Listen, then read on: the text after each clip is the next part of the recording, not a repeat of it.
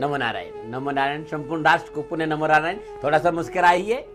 15 जून 21वीं सदी का अभूतपूर्व और अद्भुत चंद्रग्रहण। 300 साल के बाद 30 दिन में 3 ग्रहण का दुर्लभ संयोग और जिस तरह के ग्रह योगायोग है, इस विषय पर चर्चा करने जाएगा।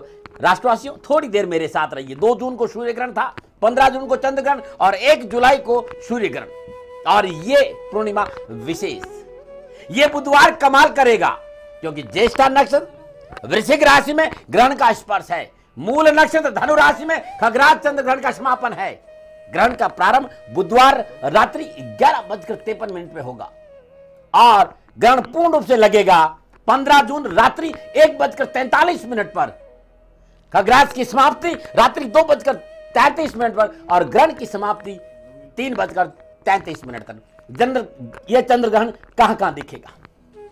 भारत, सऊदी अरब, ऑस्ट्रेलिया, दक्षिणी अमेरिका, अफ्रीका, यूरोप, मध्य पूर्वी एशिया, दक्षिणी पश्चिमी प्रशांत महासागर, उत्तर पूर्व रूस, इसमें यह ग्रहण दिखेगा। और ग्रहण का सूतक 15 जून 2011 दोपहर 2:52 से प्रारंभ हो जाएगा।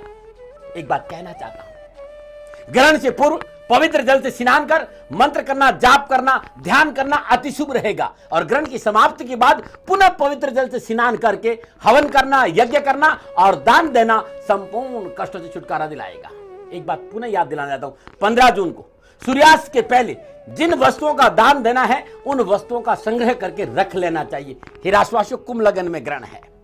लगन का स्वामी शनि और शनि से 8 के 8 ग्रहों का संबंध है, तो धन तो बरसेगा ही।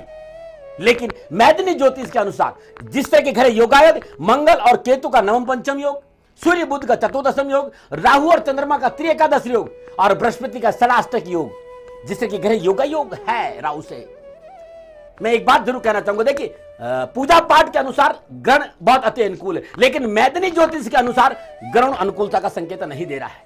जबरदस्त राजनीतिक उठापटक, सत्ता और विपक्ष में टकराव, राजनीतिक नए समीकरण, संवेदनशील विषयों पर असंवेदनशील टिप्पणी और बयानबाजी बखेड़ा खड़ा करेगी।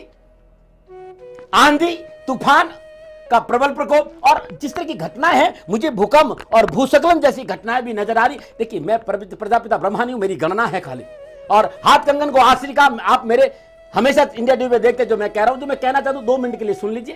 क्योंकि जिस तरह के घर योग आग नजर आ रही है, भूकंप नजर आ रहे हैं, आंधी तूफान अग्निकांड और पानी से भी नजर आ रहा है, और रेल और हवाई दुर्घटना भी नजर आ रहा है। जिस तरह के घर योगायोग है, विश्व आतंकवाद से जूझता हुआ नजर आएगा। और बृहस्पति और राहु का षडाष्टक योग संकेत है कि धर्म को लेकर की गई अनर्गल बयानबाजी नुकसान देगी। होरा शास्त्र के अनुसार जिस तरह के घर योगायोग है, क्या सावधानी बरते, पहले यह बताना चाहता हूं। मेष राशि वाले को यह ग्रहण अष्टम भाव में हो रहा है। पारिवारिक मतभेद से बचना होगा, विवादित संबंधी सौदों से दूर रहना होगा। क्रोध और हठ धर्मिता के कारण मेष राशि वालों को नुकसान होगा इस ग्रहण पे। मेष राशि वालों, फायदा क्या होगा? तो अकस्मात व्यापार में लाभ होगा, धन वृद्धि के अवसर मिलेंगे, व्यवसायिक संबंधों में प्रगाढ़ता आएगी और आय के नए साधन उपलब्ध। लेकिन विवादित चीजों से दूर रहना होगा। नमूना बात करते हैं वृषभ राशि की। वृषभ राशि वालों, ग्रहण आपके जन्म कुंडली में सप्तम भाव में हो रहा है और जिस तरह के घर योग है, अनावश्यक शत्रुओं से बचे। इस समय कार्य परिवर्तन और स्थान परिवर्तन वृषभ राशि वाले नहीं करें। और एक बात ध्यान रखना, पित्त दोष यानी वायु विकार, गैस्ट्रिक और कब्ज जैसी समस्याओं का सामना भी करना पड़ेगा। लाभ क्या है?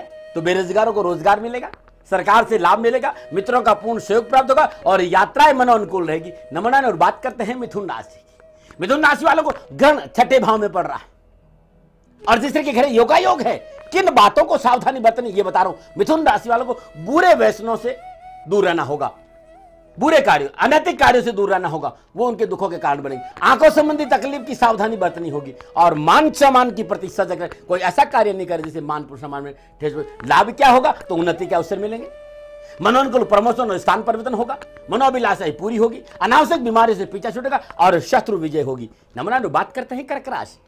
कर्क राशि वालों, जिस तरह के घर गृहयोग और जिन ग्रह योगायोगों में ग्रहण है, देखिए ग्रहण का प्रभाव नहीं होता है, वो तो खगोल की सुंदर घटना है। ग्रहण के समय जिन ग्रह नक्षत्रों का योगायोग होता है, उनका प्रभाव मानव में पड़ रहा है। तो जिस तरह के घर योगायोग है, कर्क राशि वालों को मानसिक चिंताओं से थोड़ा सा सावधान है। व्यर्थ की मानसिक चिंताएं नुकसान दे सकती है। स्त्रियों से अपमान का भय हो सकता है और संतान संबंधी परेशानी हो सकती है। लेकिन कर्क राशि वालों, लाभ क्या होगा? तो लेन देन के मसले निपटेंगे, कारोबारी समस्या का निवारण होगा, अकस्मात धन कोष में वृद्धि होगी, शेयर मार्केट में लाभ होगा और धन और ऐश्वर्य का पूर्ण शोक। बस थोड़ा सा संतान संबंधी और स्त्रियों से सावधान रहना बहुत जरूरी है। नमूना और बात करते हैं सिंह राशि की। सिंह राशि वालों, क्या सावधानी है इस ग्रहण पर? प्रतिकूल आवास परिवर्तन की प्रबल संभावना, इससे बचना चाहिए। जन्मभूमि से दूर जाना पड़ सकता है, सरकारी अफसरों का विरोध झेलना पड़ सकता है और जमीन जायदाद के मसले परेशान दे सकते हैं। यह है सावधानियां। और लाभ क्या है? तो लाभ प्राप्ति के लिए जो प्रयास करेंगे उससे लाभ मिल जाएगा। परिश्रम के अनुकूल फलों की प्राप्ति होगी, बुजुर्गों की सेवा का अवसर मिलेगा और संतान पक्ष से विशेष लगाव रहेगा। नमूना और बात करते हैं कन्या राशि की। कन्या राशि वालों, ग्रहण आपकी जन्म कुंडली से तीसरे घर में पड़ रहा है। क्या सावधानी आपको बरती? तो लंबी यात्राओं से बचना, छोटे भाई बहनों से तकरार नहीं हो इस बात का ध्यान रखना और नौकरी में अपने बॉस का विरोध नहीं करे इस बात का ध्यान रखना। क्या लाभ है कन्या राशि वालों? तो संपूर्ण महत्वाकांक्षों की पूर्ति के लिए यह ग्रहण बहुत अनुकूल है। कारोबारी समस्याओं का निवारण होगा, कारोबार में एक से अधिक साधन उपलब्ध होंगे, अनावश्यक भय भ्रांति और भ्रम से छुटकारा मिलेगा और घर में मांगलिक कार्य संबंध जिस तरह का घर योगायोग है, ये ग्रहण इन 12 के 12 राशियों के लिए क्या सावधानी है और क्या प्रभाव है वे बता रहा हूं। मैंने कन्या राशि तक बताया।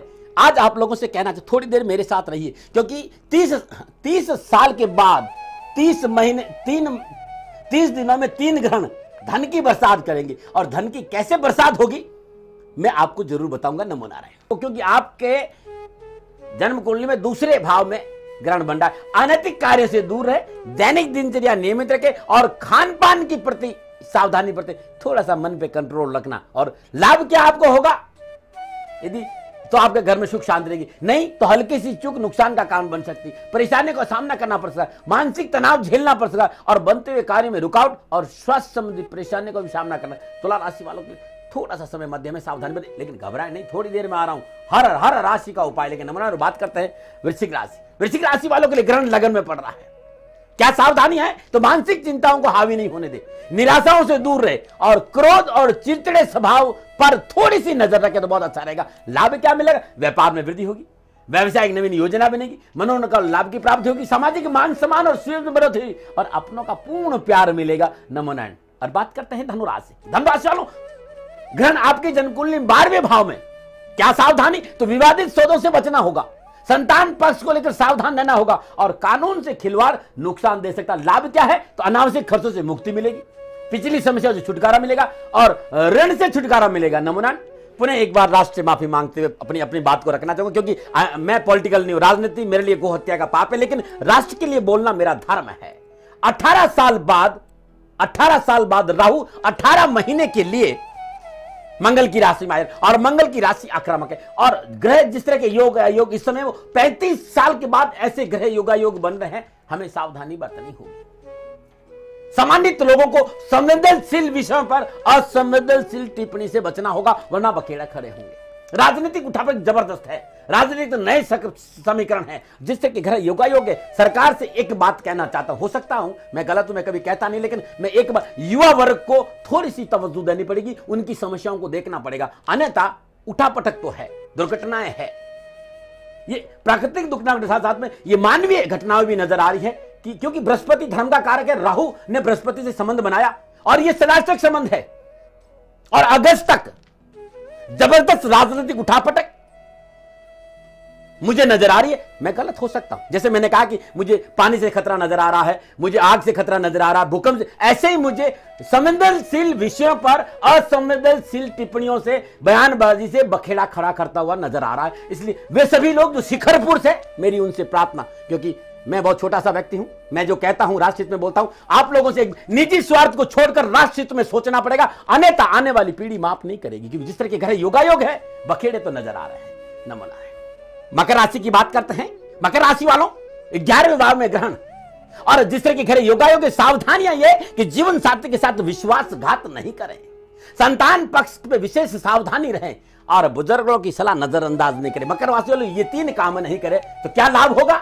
कारोबार में किए गए प्रयास मनोनुकूल फल प्रदान करेंगे, कारोबार में मनोनुकूल परिस्थितियां बनेगी, धन लाभ की प्राप्ति होगी, आर्थिक स्थिति सुधार होगी, पारिवारिक समस्याओं का निवारण होगा, परीक्षा और प्रतियोगिता में सफलता मिलेगी। नमूना। और बात करते हैं कुंभ राशि की। कुंभ राशि वालों, आपकी जन्म कुंडली में ग्रहण 10वें भाव में बन रहा है और उस समय के जो ग्रह योगायोग है, ग्रहण बहुत सुंदर खगोलीय घटना, ग्रहण से भयभीत होने की जरूरत नहीं। जो उस समय के ग्रह योगायोग है वो ये सावधानी का संकेत दे रहे कि शत्रु से सावधान रहना पड़ेगा, इसलिए वाणी में संयम रखें, अत्यधिक आत्मविश्वास से बचे, नौकरी और व्यवसाय में अंधा विश्वास नहीं करें, चल और अचल संपत्ति खरीदते समय विशेष कागजात को सावधानी से पढ़े, अन्यथा नुकसान है। अब यदि ये सावधान है आप बरतेंगे तो आपको लाभ क्या होगा? तो नौकरी में किए गए प्रयास सफल होंगे, व्यवसाय में लाभ प्राप्त होगा, अध्यात्म उन्नति के अवसर मिलेंगे, अकस्मात धन लाभ और व्यवसाय में वृद्धि होगी और मान सम्मान की प्राप्ति होगी। कुंभ राशि वालों, यह है आपके लिए। और बात करते हैं मीन राशि।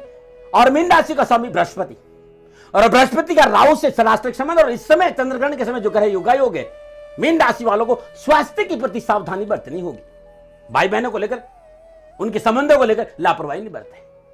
कुसंगति नुकसान का कारण बन सकती है, अनर्गल बयानबाजी धोखा दे सकती है।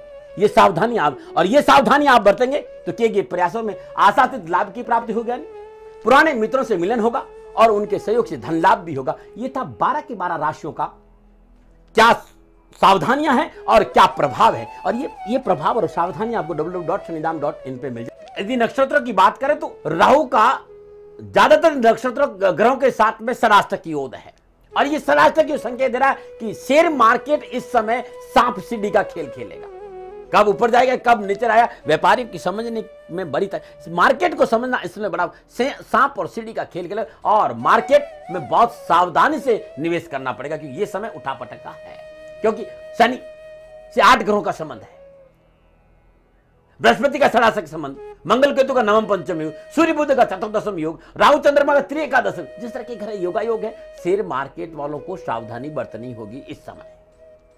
और मैं पुनः आपको एक बात याद दिलाना चाहता हूं, क्योंकि यह ग्रहण 15 जून को पड़ रहा है, आज से ठीक 2 दिन बाद रात में 11:52 पर ग्रहण प्रारंभ होगा, बुधवार का दिन है। ज्येष्ठ नक्षत्र में वृश्चिक राशि में ग्रहण का स्पर्श होगा। ग्रहण का प्रारंभ बुधवार रात्रि 11:53 पर, और ग्रहण का खगराज जो प्रारंभ होगा वो होगा 12:52 पर। पूर्ण चंद्रमा ढक जाएगा 1:43 पर। खगराज समाप्त होगा 2:33 पर। ग्रहण की समाप्ति है रात्रि 3:33 पर। एक बात और ध्यान रखना, ज्येष्ठ नक्षत्र में शुरू हो रहा है और मूल नक्षत्र में समाप्त हो रहा है, यानी वृश्चिक राशि में शुरू हो रहा है और धनु राशि में समाप्त हो रहा है। तो वृश्चिक और धनु राशि वाले लोगों को जिस तरह के घर योगायोग है, थोड़ी सी सावधानी ज्यादा बरतनी पड़ेगी। चंद्रग्रहण कहां दिखेगा? तो भारत, सऊदी अरब, ऑस्ट्रेलिया, दक्षिणी अमेरिका, अफ्रीका, यूरोप, मध्य पूर्वी एशिया, दक्षिणी पश्चिमी प्रशांत महासागर और उत्तर पर रूस में दिखाएगा। और एक बात ध्यान महत्वपूर्ण है, सूतक, चंद्रग्रहण का सूतक 15 जून को दोपहर 2:52 पर प्रारंभ होगा।